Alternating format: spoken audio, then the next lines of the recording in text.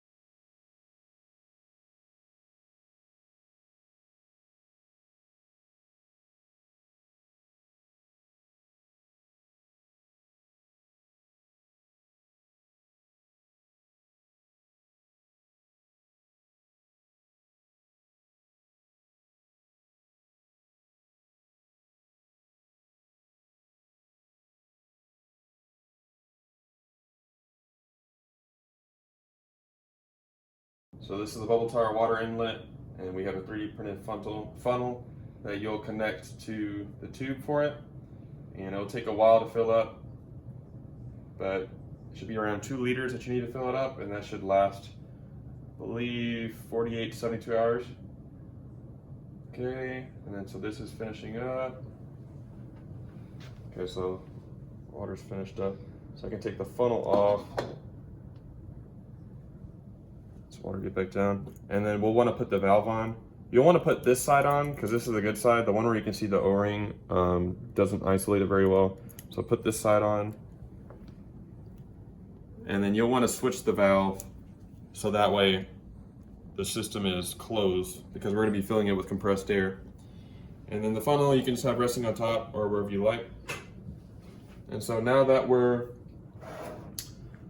fully set up, we've got the water in the chamber, we've got the water in the bubble tower, we have our tubes connected, we have our saturated air, we have our brine, float level sensors up, and then let me check the overheat. Yeah, our overheat's good. So let's move the cart closer. Or actually, I need to plug this back in.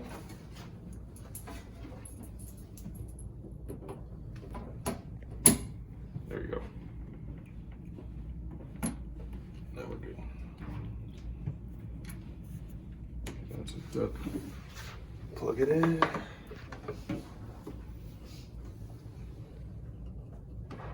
Do the bottom ones, the bottom 2. Okay. We'll go ahead and turn it on. Turn on our heating. You can see both the temperature controllers coming on. And then we can go ahead and close the chamber for now.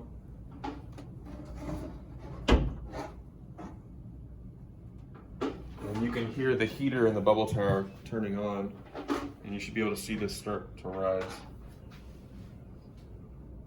So the chamber will take around 40 minutes to heat up to the 95 degrees Fahrenheit. In the bubble tower, it takes less than 10 minutes, I'd say. And these are measuring in Celsius.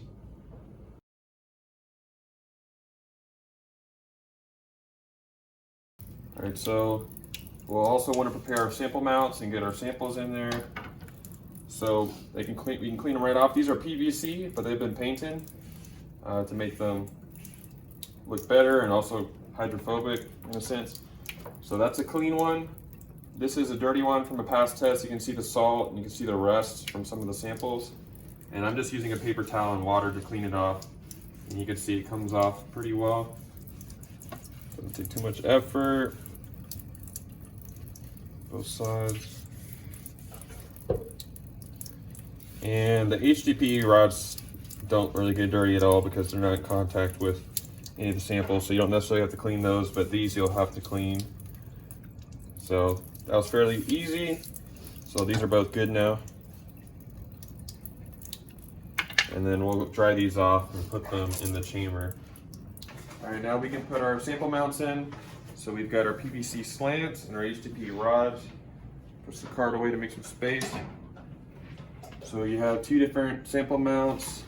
The slants will go on the bottom and the rods will go here on the top.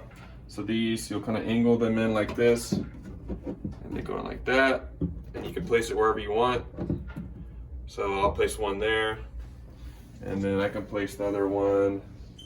Let's see. I can place it next to the thermocouple if I really want, but I'll place it here. And then we can put in the rods. So these you'll hang samples from. You can use dental floss or fishing line, anything that's non-corrosive to hang your samples. And this is what a standard coupon looks like. So this has already been tested, but this is copper, I believe. And you have a hole in the coupon so that way you can hang it from the rod. And then this will go here. So you can have samples hanging in between where the slants are at. And then I can put the last one over here. Okay, so everything should be set up. So now I can go ahead and close the chamber, and then we'll want to fill the permeable trough up with water to isolate it.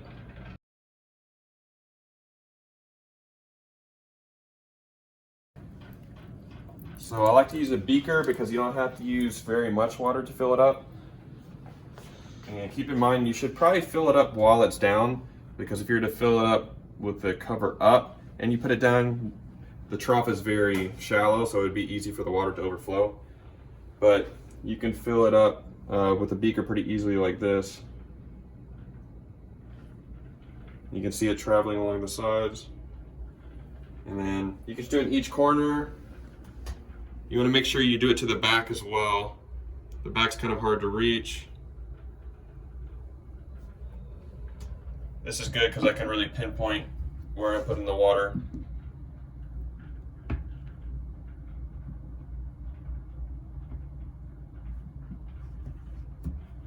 Okay.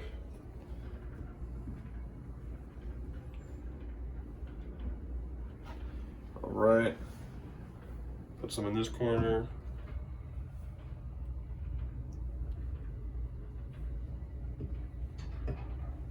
Okay, and that should be pretty good for now.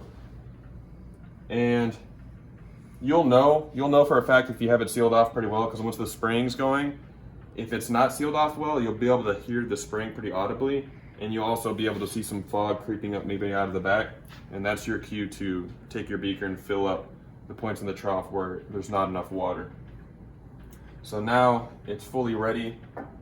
We just have to wait for it to get to temperature, which will take around 40 minutes. And we'll come back when that's ready.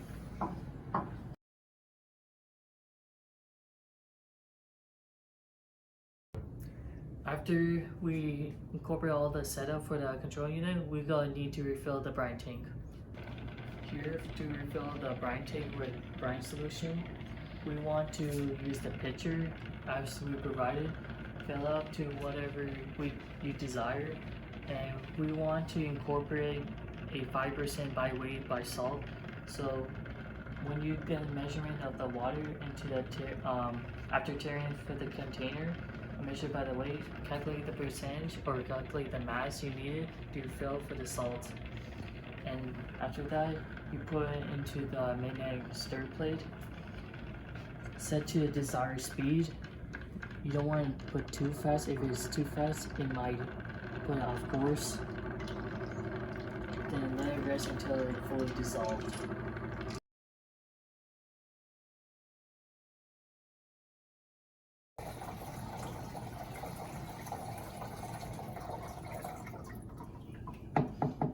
Alright, and then we can take the magnets out. And now the control unit chamber is fully prepped, and we're just waiting for everything to get up to temperature. The bubble tower is up to temperature, 49 degrees Celsius, and the chamber will have to get up to 35 degrees Celsius, and then we'll be able to do the spraying.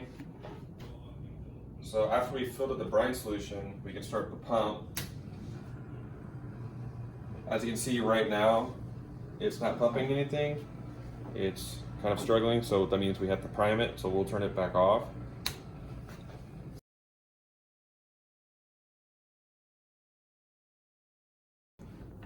So I've got the inlet tube going to the pump out. It normally goes through this hole right here, but I took it out so that way we can prime it. So I'm gonna use the same funnel that we used for the bubble tower. Going to connect it. And then this is us just priming the pump. We don't need very much water. We just need to get some water in the system. You can see the water traveling through the opposite side of the pump. So now we know it's primed. Just pour a little bit more just to be sure. And you shouldn't have to do this more than once. It typically occurs whenever you're in transport and you take it from one room to another.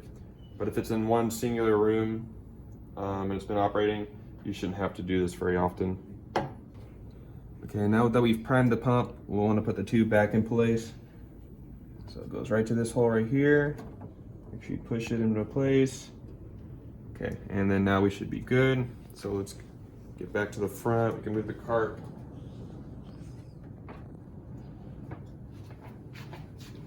Okay, now let's try pumping. We'll watch the tube. And now you can see it's transporting. And you can see the salt water going. And we can actually open this up so I can show you where it's going to. So let's open it up. And I've got the trough filled up with water. So you saw it was kind of difficult to open because there's kind of a pressure seal, which is good. And then here's the spray tower tank. And you can see the water being filled up in there. All right, put this back in place. And this is our spray tower and our diffuser cone, which you can adjust if you need.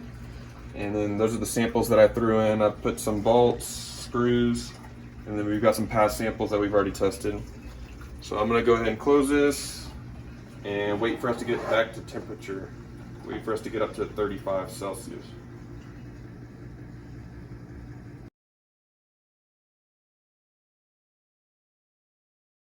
So now we can see that we're up to temperature. Our chamber is at 35 degrees Celsius, 35.6. Bubble tower is at 46, which these are both in the correct ranges. We've got our saltwater pump. We've got everything connected. Before we shut on the air, we want to make sure all of our tubes are connected well. So I've checked the tubes going to the air filter regulator are good. This is situated well. We've got our valve on, which is important. Make sure it's in the off position. And then we can go ahead and turn on the air. That should be around 30 psi. So we've got our pressure gauge over here. And then I can turn on spraying, and you'll see the pressure over here go up. And there should be some spraying happening.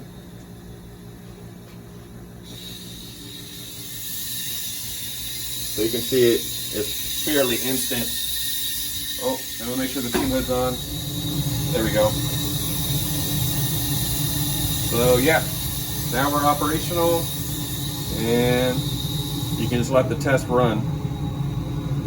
One thing I do want to mention though is that the pump, it is rated for continuous, it is a continuous duty cycle pump, but right now it's kind of in a limbo state because it's already transported all of the salt water into the spray tower tank, or not all of it, but the spray tower tank is full. So this can be ran for a couple of hours, but this needs to be watched because over time it could potentially burn out. So if there's enough salt water transported to the tank, you want to make sure just to shut it off just to be safe.